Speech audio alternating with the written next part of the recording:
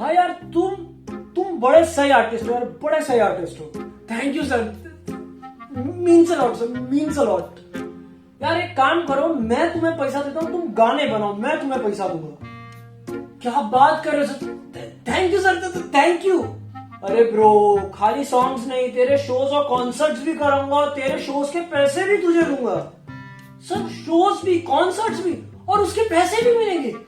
एक minute, hello फ्रेपेश bro, shows तो कुछ भी नहीं है, तेरे गाने पे ना एड्स भी चलाऊंगा और उसके पैसे भी तेरे को दूंगा सर।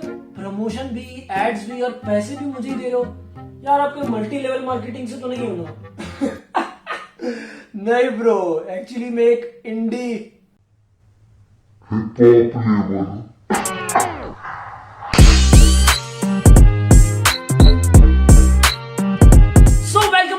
चैनल। वेल, आज की वीडियो काफी सारे आर्टिस्ट और प्रोड्यूसर्स को स्पेशली डेडिकेटेड और समझाने के लिए बनाई है। वेल, ये वीडियो बनाने का मेरा बिल्कुल भी ऑब्जेक्टिव नहीं था, मैं सीधा सीधा व्हाट इफ पे काम कर रहा था। लेकिन फिर यार मेरे से देखा नहीं गया कि कैसे ये so called influencer, so called indie label और हिप हॉप पेजेस एक यंग ऑडियंस, एक यंग आर्टिस्ट को कितनी बुरी तरह मिसलीड कर रहे हैं। So here I am dissecting them all.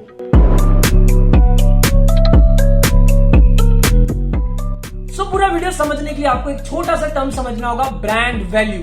Basically brand value का मतलब होता है कि एक कंपनी की मार्केट में वैल्यू कितनी है। इन शॉर्ट बोलूं तो एक कंपनी या ब्रांड का मार्केट में रेट कितना है, कितने तक में वो बिक सकती है। सो अब आप सोच रहे होंगे कि एक कंपनी जितनी प्रॉफिटेबल होगी उतना ही उसका ब्रांड वैल्यू होगा। नहीं ब्रो, ऐसे नहीं होता है।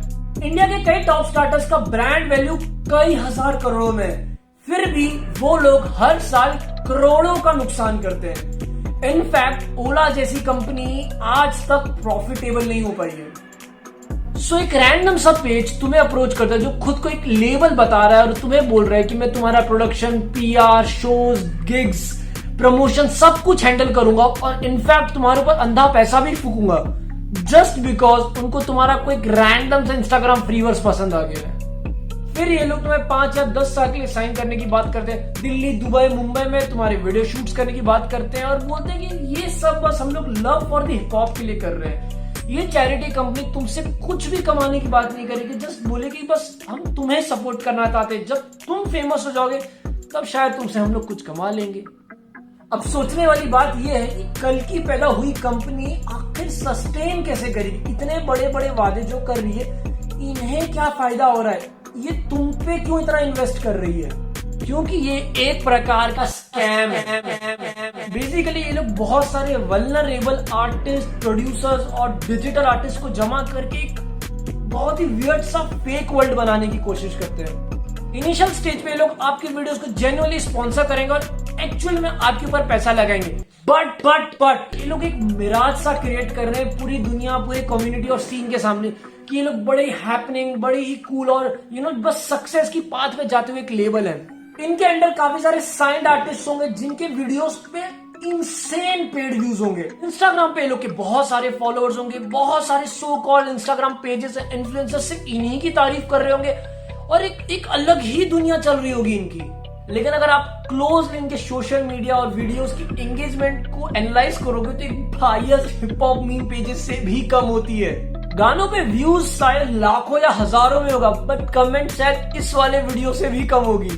तो अब सवाल उठता है कि ये लोग इतना पैसा आखिर वेस्ट क्यों कर रहे हैं? क्योंकि ये लोग मार्केट में एक फेक ब्रांड वैल्यू क्रिएट करना चाहते हैं। ये लोग अपने fake numbers and data manipulation से कम्युनिटी और इंडस्ट्री को सिर्फ ये बताना चाहते हैं कि ये लोग कितने सक्सेसफुल लेबल है, कितनी तेजी से आगे बढ़ रहे हैं। सारे ब्रांड्स को इन्हीं के पास आके इन्वेस्टमेंट करना चाहिए क्योंकि ये लोग बहुत तेज बढ़ रहे हैं। सारे आर्टिस्ट को इन्हीं से सॉन्ग्स निकालने चाहिए क्योंकि ये लोग बहुत तेज बढ़ रहे हैं। बेसिकली ये लोग देसी हिप हॉप का मसीहा बनना चाहते हैं फेक नंबर से। पॉइंट आता है कि ये लोग इतना जल्दी और इतना सक्सेसफुल मिराज क्रिएट कैसे करते हैं। वेल, ये indie label, self proclaimed YouTubers, hip hop pages and hip hop influencers से पेड प्रमोशन भर के पेड प्रमोशंस कराती है। इनफैक्ट आपने नोटिस भी किया होगा कि ये सारे सो कॉल्ड इन्फ्लुएंसर्स एक बहुत ही वियर्ड से वैक ट्रैक को कॉन्स्टेंटली मास्टरपीस बुला रहे थे। कभी सोचे क्यों कर रहे हैं ऐसा? क्योंकि इन लोगों को भी थोड़े सपने और उससे थोड़े ज्यादा पैसे देकर अपने साइड कर लिया जाता है। ये सारे इन्फ्लुएंसर्स का सीन पे जीरो इन्फ्लुएंस होता है और अपने डेड होते एंगेजमेंट और खड्डे में जाते करियर को इसी प्रकार के पेड प्रमोशन से कंपनसेट करते हैं। इनफैक्ट इनको कोई लेना देना नहीं होता कि सॉन्ग कैसा है, कंपनी कैसी है, अपने साइड से जीरो रिसर्च होता है। इन्हें सिर्फ और सिर्फ पैसे दिखते हैं और शायद अपनी करियर बचाने की एक आखिरी होप भी दिखती है। कितनी बार इस टाइप के लेबल की आर्टिस्ट के साथ कोई बड़ा आर्टिस्ट कोलैबोरेट करता है या फिर एक पूरा का पूरा सोलो ट्रैक दे देता है इन लेबल से, लेकिन वो बड़ा आर्टिस्ट कभी भी उसको ऑफिशियली एक्नॉलेज ही नहीं करता है, कभी भी ऑफिशियली उसको प्रमोट या ऑफिशियली अनाउंस नहीं करता है। इन सम केसेस वो उस पोस्ट या गाने को लाइक भी नहीं करता है। कभी सोचा ऐसा क्यों होता है? क्योंकि उन आर्टिस्ट को पैसे मिलते हैं या तो एक वर्स या फिर पूरा का पूरा गाना देने के लिए, और उसी गाने पे फिर से पैसे डालकर व्यूज खरीदे जाते हैं। अब मुझे पैसे या पेड प्रमोशन से कोई भी इशू नहीं है, लेकिन कल को पैसे लेकर रोहन करियप्पा असली हिप हॉप ट्रैक को सबसे बेस्ट डिस ट्रैक बोलने लगेगा तो कोई सेंस है इस बात की? हमें बहुत लग रही थी उस टाइम, हमें तो हाथ मिलाए गले मिले एक दूसरे से। क्या बढ़िया आइडिया आया भाई। अब सस्ते और डेस्परेट इन्फ्लुएंसर्स को यह हिसाब समझ नहीं आता। वो लोग कॉन्स्टेंटली इस टाइप के लेबल्स को कॉन्स्टेंटली पुश करते रहेंगे, प्रमोट करते रहेंगे, और आप लोगों को भी लगता है कि कुछ तो बात होगी ना ब्रो, तभी इतना प्रमोशन हो रहा है, तभी इतना पुश कर रहा है ये बंदा। अब ऐसे लेबल्स का फ्यूचर प्लान क्या होता है? बेसिकली ये लोग fake numbers and fake data के थ्रू अपने आप को बहुत बड़ा लेवल बताएंगे और दूसरे ब्रांड्स के पास आके बताएंगे कि देखो हमारी कितनी रीच है, हमारे गानों पे कितने व्यूज आते हैं। तो ये लोग उनके साथ brand deals, brand promotion, sponsorship करेंगे सिर्फ और सिर्फ फेक डेटा एंड इनसाइट्स दिखा के, और उनसे लूटेंगे। और अगर गलती से इनका कोई एक आर्टिस्ट भी चल गया तो उसके डिस्ट्रीब्यूशन, उसके शोज एंड गिग्स के पैसे से भी कमाएंगे, या फिर प्रोबेबली ये पूरा का पूरा उनके ब्लैक मनी को व्हाइट मनी में दिखाने का गिमिक भी हो सकता है, क्योंकि इनका सोर्स ऑफ कैपिटल हमेशा कॉन्फिडेंशियल रहता है। ये लोग कभी नहीं बताएंगे इनके पास इतने सारे पैसे कहां से आ रहे हैं फूकने के लिए। अब ये बात बताना भी बहुत जरूरी कि पिछली बात को वैलिडेट करने के लिए मेरे पास कोई पॉइंट या तर्क नहीं है, ये सिर्फ और सिर्फ मेरा वाइल्ड गैस है और हो सकता है गलत भी हो, लेकिन ऐसी लेबल स्कैम ही होती है। अब हो सकता है आप लोगों के मन में सवाल आ रहा होगा कि भाई सब ठीक है यार, लेकिन आर्टिस्ट लोगों को तो फायदा हो रहा है ना, उनको एटलीस्ट गाने के लिए पैसे मिल रहे हैं, प्रोडक्शन के लिए पैसे मिल रहे हैं, स्पॉन्सरशिप मिल रही है, तो यार आर्टिस्ट को क्या प्रॉब्लम होनी चाहिए? सबसे पहले उन आर्टिस्ट को यह समझना जरूरी है कि एक फेक कंपनी आपको कभी भी लॉन्ग टर्म बेनिफिट्स नहीं दे सकती है। इनके साइंड आर्टिस्ट को कभी भी एग्जैक्ट नंबर नहीं बताएंगे ये लोग कितना कमाएंगे, कैसे कमाएंगे, कब शोज होंगे, कहाँ गिग्स होंगे, कैसे ऑडियो स्ट्रीमिंग प्लेटफॉर्म से इनके गाने जाएंगे। जीरो फ्यूचर प्लानिंग बताई जाती है एग्जैक्टली, क्योंकि इनके लेबल्स फेक इंस्टाग्राम फॉलोअर्स खरीदने से ऊंची नहीं आ रही है। और ऐसे में ये लोग आर्टिस्ट को 7 से 10 साल तक के लिए साइन कर लेते हैं। एक आर्टिस्ट का करियर शायद 10 साल होता होगा। आप खुद सोचो, एक आर्टिस्ट अगर आप ऐसे लेवल से साइंड हो रहे हो तो शायद आपको स्टार्ट में टेम्पररी अचीवमेंट मिल जाएगा, लेकिन कभी भी लॉन्ग टर्म सक्सेस नहीं मिल सकता।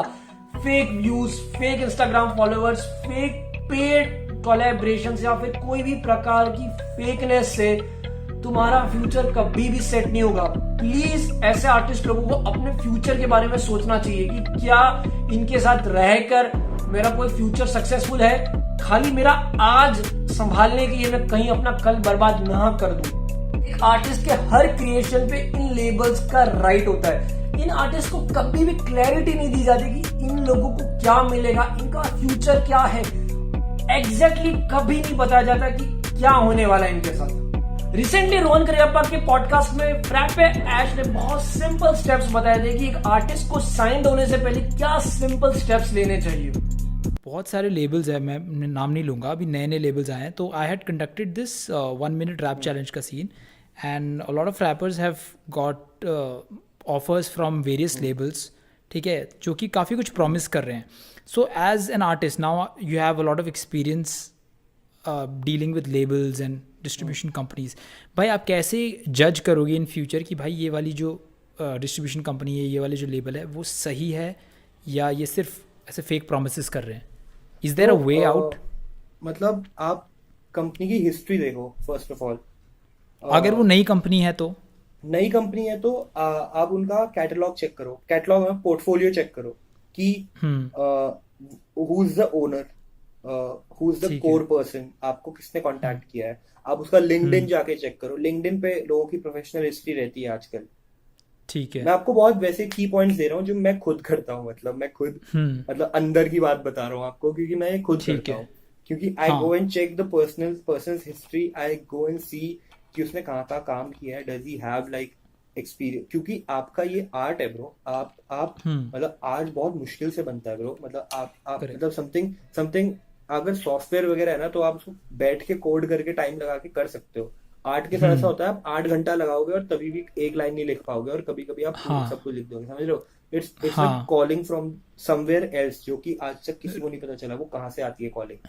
तो आप वैसी चीज के साथ आप अपने आप को एक्सपोज कर रहे हो दुनिया के सामने एक तरीके से, क्योंकि आप अपने को पेपर पे आप जो भी है पेंटिंग कर रहे हो, या फिर गाना गा रहे हो, या फिर वीडियो बना रहे हो, तो artist need to be like artist need to respect their art. मतलब कि ऐसे कुछ भी नहीं है ब्रो ये, मतलब इट इज वेरी प्रेशियस। और आपको उस बंदे के बारे में भी थोड़ी मतलब वो करना चाहिए, वो बंदा भी समझ रहे हो कि हु इज हैंडलिंग यू, उसका प्रोफेशनल बैकग्राउंड चेक करो कि वो कहाँ से आ रहा है, उसने पहले ऐसा काम किया भी है या नहीं। Second thing, have everything on paper. मतलब कोई भी अगर तुम्हें फोन पे बोल रहा है ना कि भाई 1 महीने में मैं ये कर दूंगा और वो कर दूंगा और ये कर दूंगा, उसको बोलो भाई ये पहली बात मेरे को ये जो बात बोली है मेल पे लिख के दे, और मेल पे ये भी लिख के दे कि 1 महीने में कर देगा और 1 महीने में मेरे पास कॉन्ट्रैक्ट आ जाएगा। और मैं तभी हाँ बोलूंगा जब तक मेरे पास कॉन्ट्रैक्ट नहीं आता, तब तक I am open to go and approach other people. And अगर मेरे को इससे बेटर डील कोई और देता है तो मैं उसके पास जाऊंगा। मतलब एज सिंपल एज दैट। सही।